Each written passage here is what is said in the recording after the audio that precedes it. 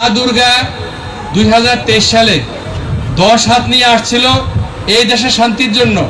সেই জন্য 1 বছর উত্তীর্ণ হওয়ার আগেই 5 আগস্ট 2024 সালে এই দেশের মানুষকে অন্যায় অত্যাচার থেকে বিতাড়িত করে একটা সুন্দর পরিবেশ সৃষ্টি করেছে।